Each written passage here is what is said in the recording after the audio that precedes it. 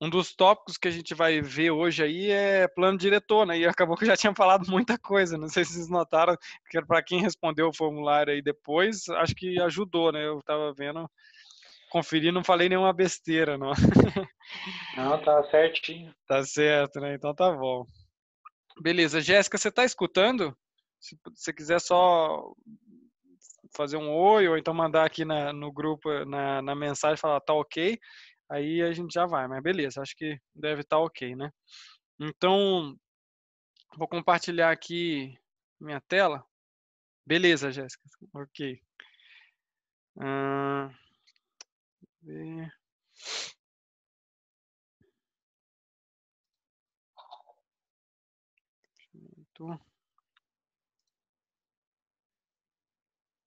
Beleza. Quando vocês, acho que vocês já devem estar vendo aí minha tela, né?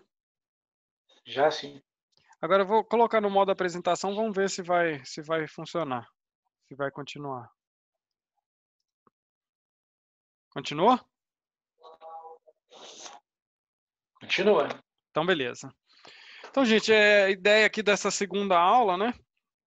Então, o tópico 3, ele, entre outras coisas, ele fala também aí das normas de desempenho, né? Então, a gente tem atualmente aqui no Brasil a NBR 15575, que vai avaliar aí nas construções e nos empreendimentos de maneira geral, né? O desempenho, entre outras coisas, claro, né? O desempenho acústico, desempenho térmico, desempenho de iluminação natural e desempenho de iluminação artificial. Não sei se vocês já ouviram falar aí dessas medalhas de certificação, LEED, né? LEED, né?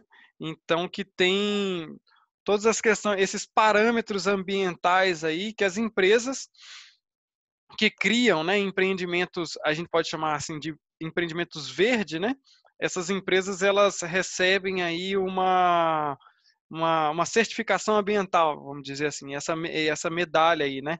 E aí o Green Building Council Brasil, ele fala que o Brasil é o quarto país, de um total de 165, com o maior número de projetos registrados para essa certificação americana aí, a LEED, né? Que é Leadership in Energy and Environmental Design. Então, que é um dos selos mais utilizados do mundo. Eu não sei se vocês já tiveram alguma matéria, alguma aula que discorre aí nesse aspecto, né? Mas aqui no Brasil tem 1.230 projetos inscritos e 423 ganharam essa certificação, né? E essa certificação, você pode ganhar ela em um nível 1, 2, 3 ou 4, né? Então, e aí acho que o interessante aqui, né? Eu gostei muito quando eu também estava, primeira vez que eu vi isso, né?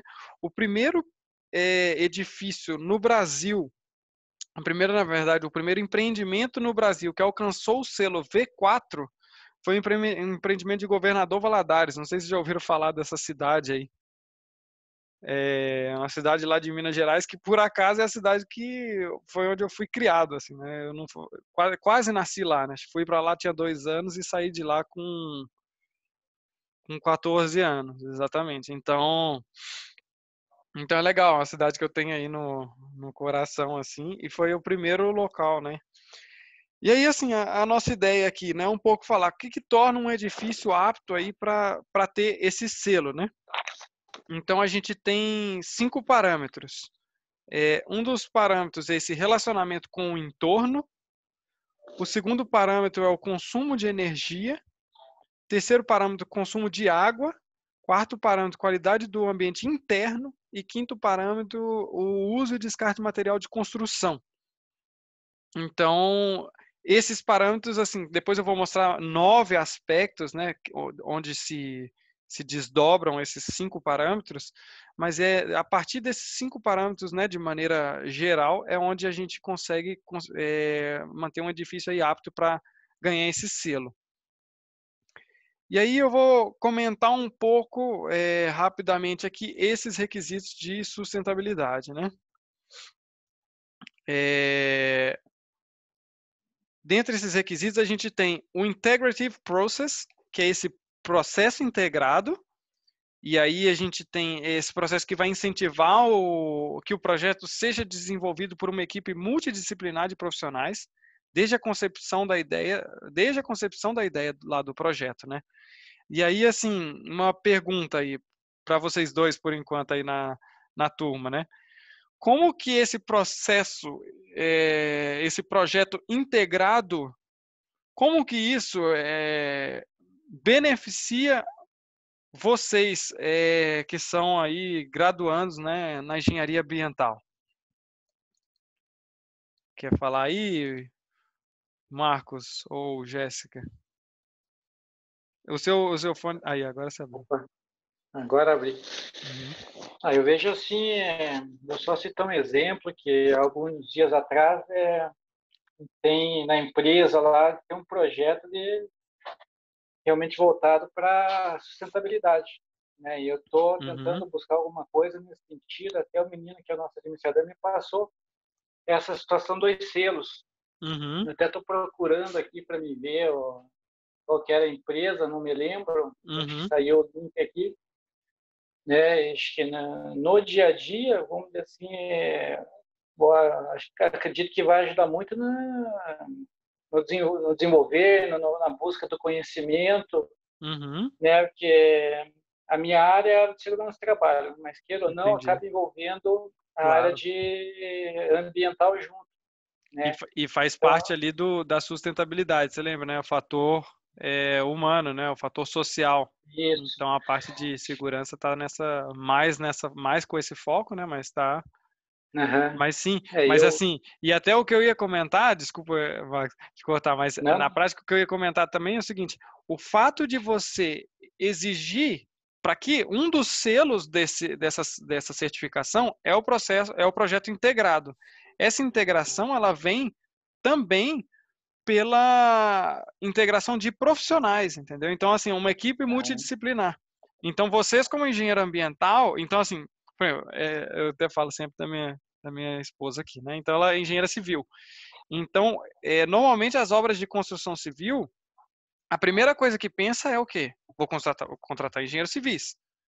Uhum. E é o foco ali. Mas para ter uma obra com o selo, com esse selo, um desses requisitos é essa equipe multidisciplinar, ou seja, com profissionais também aí, né, de engenharia mecânica, elétrica, ambiental. Então, assim, isso faz parte aí do selo. Quem que está assinando o projeto lá no final? São só engenheiros civis? Eles já perdem ponto, entendeu? Isso é Uhum. interessante para as áreas, assim, eu diria, que quando a engenharia surgiu, né? Aí um pouco de história, né? Quando surgiu a engenharia, já 1800 e bolinha, né? A gente pode dizer assim, ela surgiu ali principalmente com a engenharia civil, né? Então era Uhum. engenharia de construção, edificações, falava engenharia civil. Então assim, hoje quando a gente separa assim as três grandes engenharias que dão que geram ramificações para as outras engenharias é o que? A civil, a elétrica e a mecânica, né? Mecânica. E aí, com a civil, quer dizer, da civil, entre aspas, a engenharia ambiental é uma ramificação da engenharia civil. Então, tem gente que fala: para que eu vou contratar um engenheiro ambiental? Se eu posso contratar um civil, que também estuda toda a questão do impacto e tal, e a gente tem essas matérias, inclusive eu já dei aí umas aulas para engenharia civil, né, nesses aspectos, né? Mas por causa disso, porque o engenheiro ambiental ele vai numa profundidade que o engenheiro civil não vai. A não ser que o engenheiro civil tenha, né, várias especializações, especialização ambiental e tal, Uhum. mas que já é o. Então é legal nesse aspecto aí, né? Tipo, essa questão para vocês é interessante, né? É, Verdade. depois, um outro. Tá escrito errado aqui. Um outro requisito de sustentabilidade, location and transportation, né? Então, localização e transporte. Então, ele incentiva a gente está falando como se fosse imaginar um edifício, um empreendimento, né? Então, ele incentiva, né, a escolha de terrenos localizados em áreas urbanas já bem desenvolvidas e adensadas, né? Que vão oferecer aí essa variedade de comércio e transporte alternativo aos carros, ônibus, ciclovias, bicicletas. Então isso é interessante também. Um outro selo aí, onde se ganha ponto para essa certificação é a localização e o transporte. Depois o próximo aqui já é a questão do espaço sustentável, né? Então esse é o mais assim que a gente já olha e pensa direto nele, né? Que encoraja essas estratégias que vão minimizar o impacto no ecossistema. E aí é interessante, durante a implantação da edificação, e aborda essas questões fundamentais de grandes centros urbanos, como permeabilidade do solo e ilhas de calor, né? Eu não sei se vocês lembram, na última aula a gente terminou, né, com aquela questão lá daquele local lá na China, né, que, que teve uma recuperação, né? Então, isso, né? Então, tudo isso é verificado, então, inclusive, durante a construção, ok? E depois vem a questão da eficiência do uso da água, né? Promove essas inovações para o uso racional da água, com foco aí na redução do consumo de água potável e alternativas de tratamento e reuso dos recursos. É um dos itens também importantíssimos para a certificação e para aumentar o número de pontos, né? Precisa ter no mínimo 40 pontos para poder ter a primeira certificação e vai no máximo até 100, ok? Depois um outro requisito aí é a questão de energia e atmosfera, né? Então a questão da eficiência energética nas edificações. Então você pode ter estratégia simples, pode ter estratégia mais inovadora, o que for, né? Mas é simulação energética, medição de comissionamento de sistemas, utilização de sistemas eficientes, venda de energia elétrica para Copel, por exemplo, aqui em Curitiba a gente poderia falar Copel, né? Então a Copel, vamos supor que você tem um empreendimento que você está conseguindo captar bastante energia solar. Primeiro, você já não paga a conta de luz ou parte da conta de luz para a Copel, porque você tem essa sustentabilidade aí no seu empreendimento. E além disso, você pode vender para a Copel alguma cota do que, entre as pode sobrar, né? Então, às vezes, a gente sempre fica com essa. Na verdade, no ramo veicular, a gente tem isso muito forte. Quando a gente pensa em uma coisa aí para o futuro que a gente vai ter, é o carro elétrico, né? O carro elétrico já tem, na verdade, o carro movido a energia solar. Uma coisa que a gente luta bastante é a questão de como vamos garantir com que aquele veículo ele consiga manter a energia, né? Então manter o estocar energia, né? Eu lembrei da Dilma. Mas assim, a questão do estocar energia é importante, né, num veículo. E aí a gente tem aqui um caso que um edifício desse nem precisaria estocar energia, ele poderia simplesmente vender as suas cotas aí para a empresa para a concessionária de energia, né? Depois um outro ponto é a questão de materiais e recursos, né? Então essa certificação ela vai encorajar o uso de materiais de baixo impacto ambiental, reciclados, regionais, recicláveis, de reuso, etc., né? E reduz aí também a geração de resíduos, além de promover esse descarte consciente, né? Desviando, né, o volume de resíduos gerados dos aterros sanitários, né? Então é isso. Um exemplo, assim, eu sempre dou o exemplo também aí da parte de montadoras, né? Por causa do meu trabalho, mas um exemplo é que existem, na Europa, por exemplo, existem leis, que na verdade são leis para o setor automotivo, de descarte dos veículos. Então, assim, a lei atual que está sendo aplicada lá é o seguinte: a Renault vendeu um carro. Acabei de vender aqui pro Claudio Honor um Clio 4 aí, né? Então, o mais novo que tem, aqui no Brasil o Clio é visto como ruim, né? Mas na Europa tem um Clio bonitão lá, o Clio 4. Então, o Clio 4 vendi lá na Europa pro Claudio Honor, ele comprou novo de mim, e aí o Claudio Honor pegou e vendeu o Clio dele pro Marcos. E depois de 5 anos de uso, o Claudio Honor vendeu para o Marcos comprou o Clio, e daí o Marcos usou mais 5 anos e vendeu o Clio para a Jéssica. E aí, depois de 10 anos, a Jéssica usando o carro lá velhinho, A Jéssica ficou com um carro velho, né? Então, Jéssica usando o carro velhinho lá, ela quer descartar o carro, quer dizer, o carro acabou, na prática isso, né? Estragou de uma forma, ou deu PT de alguma forma, ou então não consegue mais vender e não vale a pena, sucateamento, ela teria que pagar até para poder deixar o carro num ferro velho. Ela liga para a Renault e fala, ó, eu tenho o carro com chassi tal, o carro é seu, se vira. E as empresas, elas mantêm a rastreabilidade do carro para até o momento do descarte do mesmo, quem é a responsabilidade desse carro é a montadora. Então, assim, é uma engenharia aí de sustentabilidade, né? Quer dizer, se a gente fosse fazer o comparativo aí dessa certificação, né, daria também para ter essa certificação para essas empresas, né, que mantêm para onde estão indo os produtos. E aqui é a mesma história, né? A ideia aqui, que a gente fala aqui, é garantir que os materiais e tudo seja reciclável, seja de reuso, reduzir a geração de resíduos, promover esse descarte consciente, né, coleta seletiva e desviar o volume de resíduos gerados dos aterros, né. Então, assim, a cidade lá em Belo Horizonte tem praticamente a cidade inteira e todas as obras utilizam o aterro de Sabará, né. Então vai tudo para o aterro de Sabará, tudo para o aterro de Sabará. Então as empresas que garantem que não estão enviando as coisas para o aterro de Sabará e explicando qual está sendo a destinação do lixo, né? O destino do lixo que ela produz, ela pode também aí aumentar a questão dessa certificação aí. Beleza?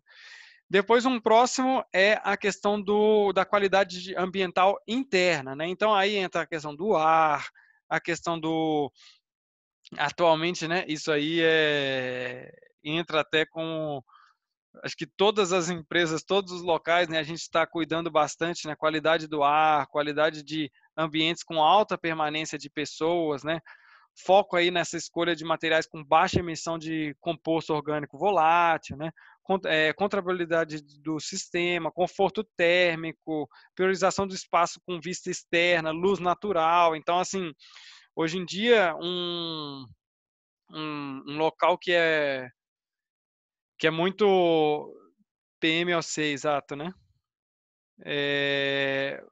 Beleza, Jéssica, obrigado. Então, um local que eu diria assim, muito escuro e tal, isso tudo já não é bem visto, né? Então, não sei se vocês já viram esses locais que utilizam aquelas telhas, né? Especialmente galpão, né? Porque galpão também, né? Galpão, local de produção, alguma coisa assim, né? Também entra nessa, pode ganhar esses selos aí de sustentabilidade, né? Então esses galpões que utilizam aquelas telhas transparentes, isso tudo aí entra nessa parte aí, beleza? Jéssica, PMOC, me explica aí, eu não sei, não conheço. Se quiser abrir o áudio ou então só falar rapidinho, interessante. Ou escrever aqui, fica à vontade. Eu acho que não está dando para ouvir o meu, né? Agora tá. Então, é programa de controle e monitoramento de ar, né? Que as empresas têm que realizar, dependendo da quantidade de ar-condicionado, tem que ter esse programa, esse acompanhamento, tem que terceirizar uma empresa, tem que fazer o acompanhamento da qualidade do ar que sai desse ar-condicionado também. Porque teve casos já de pessoas morrerem por contaminação por conta do ar-condicionado. Exatamente. É um programa que todas as empresas são obrigadas a fazer, daí entra nesse selo aí, né? Da qualidade de ar. Sim, exatamente. Só que aí esse é o ponto, né? Existe, e aí muito legal você ter comentado isso, porque existe o que a empresa é obrigada a fazer. Existem as NBRs que qualquer empresa tem que qualquer tipo de construção vai ser obrigada a fazer. Isso é uma coisa, né? E aí outra coisa é quando entra na questão dos selos que a gente está falando aqui, nesse selo, por exemplo, ambiental, né, de qualidade ambiental interna, quando a gente fala disso, aí os requisitos são bem maiores, né? E a gente vê assim, eu vou mostrar aqui mais para frente, mas para que fazer isso se eu vou gastar mais dinheiro? E na prática você gasta, às vezes entre 15 a 25% a mais que você gasta para poder fazer uma empresa ou fazer ter um empreendimento que ganhe esses selos aí. Então, é entre 15% a 25% a mais que você gasta. E aí a gente vai ver quais são os benefícios, né? Se vale a pena, de fato, né? Você gastar mais nesse aspecto. Mas muito legal, Jéssica, é isso mesmo. É eu Estou diria mandando assim, aqui um textinho ali para o professor ler, só para conhecimento mesmo, o que é ali o significado do PMOC, exato, da plano de lei, tudo manutenção, certinho, operação e controle. para a parte da Exatamente. climatização. Exato. Você sabe que uma das visitas mais legais que eu fiz durante o meu curso, né, na universitário mesmo, lá no Cefet, faz anos, hein? Acho que foi em 2008 isso aí. Uma das visitas mais legais que eu fiz foi a gente visitou o sistema de refrigeração de um shopping lá de Belo Horizonte que chama Shopping Del Rey. E aí, assim, a gente sempre passava pelo shopping e via uma torre gigantesca, assim, lá nesse shopping. E aí ficava olhando, tá, é bonita essa torre e tal. E a gente descobriu que a torre era onde ficava ali o reservatório de água gelada, né, água fria, né, dos ar-condicionados. E aí a gente foi vendo os locais onde ficavam umas plantas, era o local, na verdade, onde fazia a troca de ar, e aí a gente passou por todas as tubulações que eram gigantescas, e onde se trocava o ar, assim, porque era um sistema, né, de ar-condicionado central, e aí a gente ficou assim, às vezes vinha aquele cheirão, assim, sabe, muito forte. Eu falava, caraca, o que tá acontecendo? Eu falava, ih, tá trocando agora. Eu falava, não é perigoso? Não, não, não.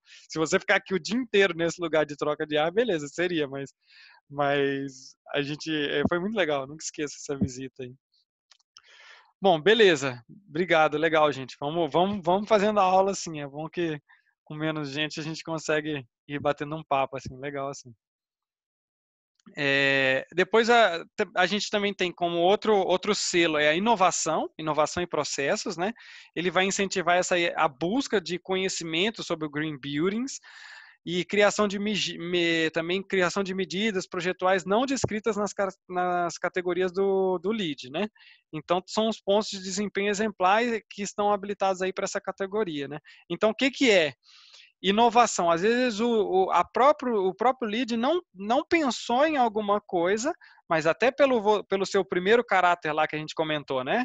O caráter integrativo, você tem algum tipo de profissional que pensa numa coisa diferente, né? E aí você pode colocar isso, ó, qual que é a minha inovação aqui nesse processo?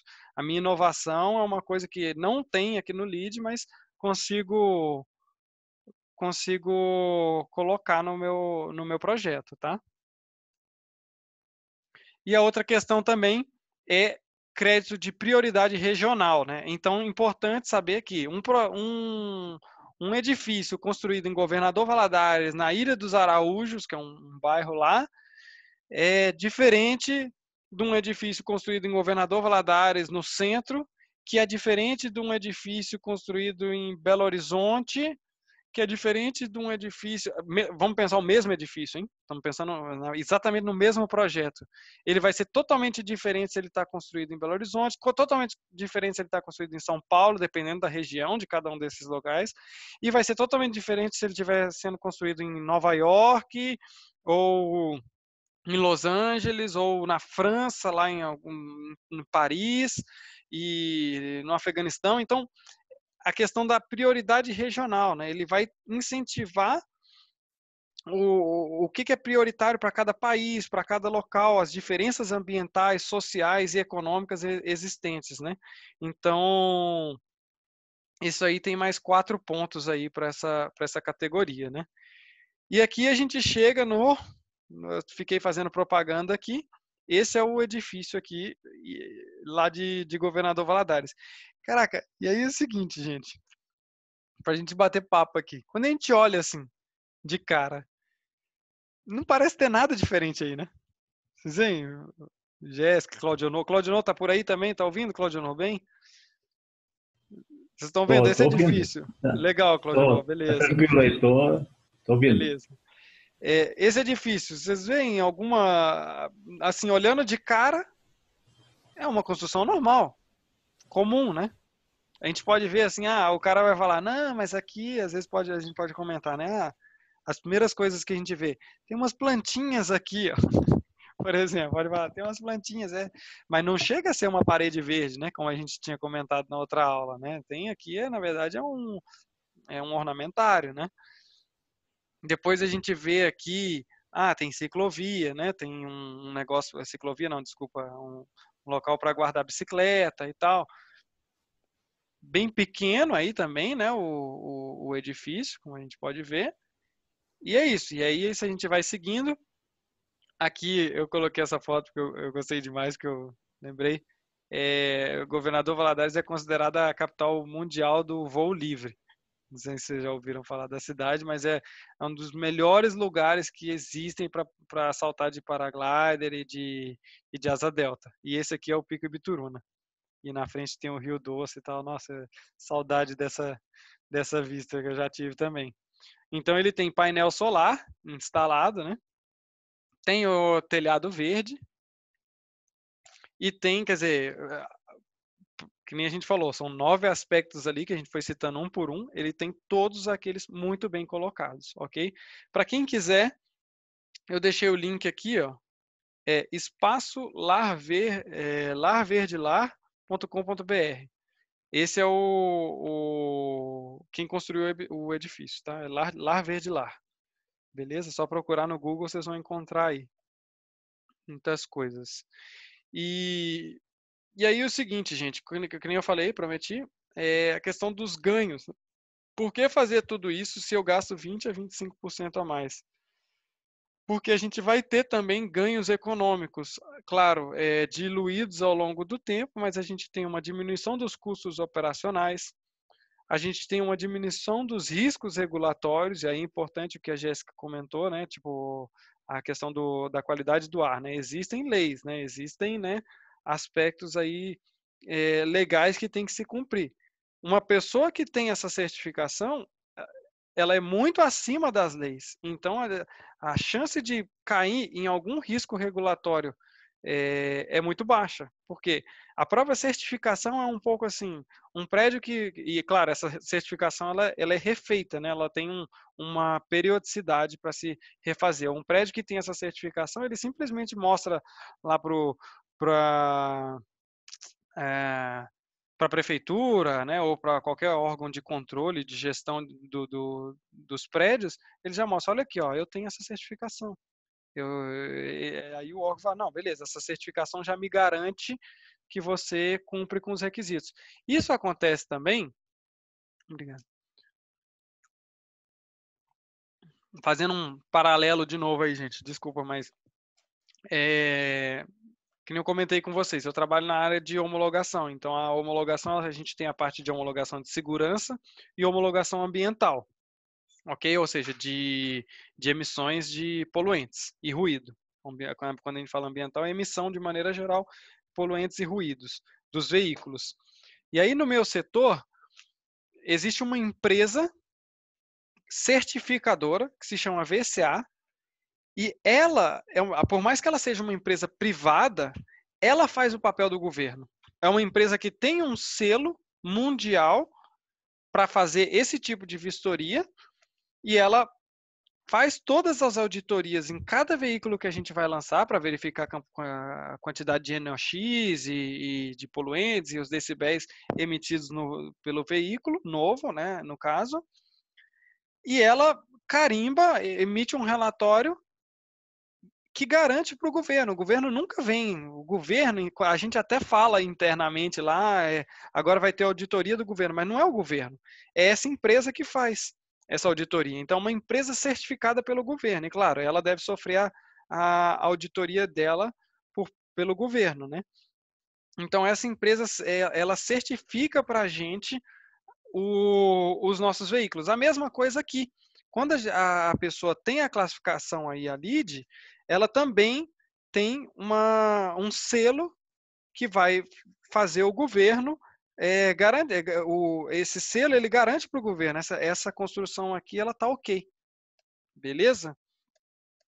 Então, tem essa diminuição dos riscos regulatórios, né, tudo isso para falar isso. Tem a valorização do imóvel para revenda ou para arrendamento. Depois a gente tem aumento na velocidade de ocupação. Por quê? Porque se usa isso se usa essa velocidade os selos, eles são utilizados também para venda, né? Como de novo, né, fazendo um comparativo com um veículo, né? Aí agora na parte de segurança, safety, a gente tem as mesmas empresas que fazem os testes. Jéssica, agora eu achei um exemplo até interessante para comentar até o que você já tinha falado, né? A gente faz os testes de homologação veicular. E eu sou até mais da parte de segurança do que ambiental. E aí, quando a gente faz esse teste, a gente tem alguns requisitos para se cumprir. Por exemplo, o crash test. Vamos falar do crash test de maneira só para exemplificar. No crash test, a gente faz ele a 56 km por hora. Ou seja, se você bate um carro acima de 56 km por hora, quem está te salvando é Deus. Não, é brincadeira, mas na prática é isso, né? Então a gente faz o carro aí, os testes são feitos a 56 km por hora, que é o que tem que garantir a integridade da pessoa dentro do veículo. E aí, claro, a gente coloca aqueles dummies, né? Então, aqueles bonecos lá de crash test, né? Vocês devem ter visto, e coloca aquilo ali dentro do carro e ele faz tem acelerômetros por todo o corpo, né? E ele vai fazer essa verificação aí de quais são de onde que está tendo uma solicitação maior e onde que poderia ter uma lesão forte, né, no caso. E aí ele tem um critério de aceitação. Qual que é o máximo de aceleração que eu tenho no pescoço, na cabeça, nos ombros, no tórax, na barriga, tudo, nos braços, pernas, joelho. Então ele tem os critérios ali de aceitação. Já aí esse é o teste que a gente diria, né, o teste do governo. Então, é a lei, o que a gente tem que cumprir. Isso é o mínimo. Se a gente não cumpre, a gente não consegue vender o carro, não consegue homologar o carro. Não sei se já se perguntaram, por exemplo, por que atualmente não se vê mais na rua Fiat Uno Mille, Gol Bolinha, não, aquele Gol antigão, Kombi. Por que não vende mais aquela Kombi? Você não consegue mais vender a Kombi. Depois, outro que você não tem mais Kombi, vamos ver aqui. O Cherry, alguns Cherry, o QQ lá, o QQ, por exemplo, ou tinha um EFA M100, esse também. As duas pessoas entraram aqui. O Mário e Glaucia, né? Vocês que entraram, a parte de vocês, essa aula aqui está quase acabando, falta 2 minutos para a gente desconectar desse link. A gente volta e entra no mesmo link para vocês começarem aí a apresentação de vocês, beleza, Mário? Eu já estou acabando aqui. Então, tudo isso estava falando porque a gente cumpre um mínimo, mas ao mesmo tempo existe um organismo privado que a gente pode comparar com essa certificação aqui, que se chama Latin NCAP, ou Euro NCAP, mas aqui na Latinoamérica é Latin NCAP. Esse organismo, ele emite também um selo de classificação, obviamente que se o meu veículo passou no Latin NCAP, ele vai passar nos testes de homologação e de regulamentação. E aí, assim, eu uso esse selo do Latin, eu não posso usar, assim, o meu veículo passa nos testes de segurança obrigatórios. Eu não posso usar isso para vender. Mas eu posso usar, assim, o meu veículo tem 3 ou 4 ou 5 estrelas no Latin NCAP. E aí eu consigo vender mais carros. A mesma coisa aqui, uma pessoa que tem uma certificação LEED, ela vai ter muito mais vantagens aí nesse aspecto, né? Vai para revenda, ocupação e arrendamento, o que for, a valorização, né? Também aumenta a retenção, as pessoas, né, o aluguel, as pessoas não saem, né, porque sabem que toda a qualidade que o edifício tem. E tem também essa modernização aí e menor obsolescência aí da edificação. Ok? E vou passar muito rápido aqui, porque está faltando... Gente, não, então deixa eu já falar, né, que algumas pessoas entraram depois. Deixa eu parar aqui. A gente volta aqui nesse slide. Seguinte, então, Mário e Glaucia, vocês vão aí, vão conversar com a gente um pouco. Como essa aula está acabando, a gente entra no mesmo link, porque é de 40 em 40 minutos. Então, a gente volta e entra no mesmo link aqui, tá bom? É automático. Terminou essa, a gente já volta e entra de novo todo mundo, viu, gente? E aí o Mário e a Glaucia vão fazer uma vamos fazer um bate-papo, uma apresentação rapidinha para a gente aí. Obrigado.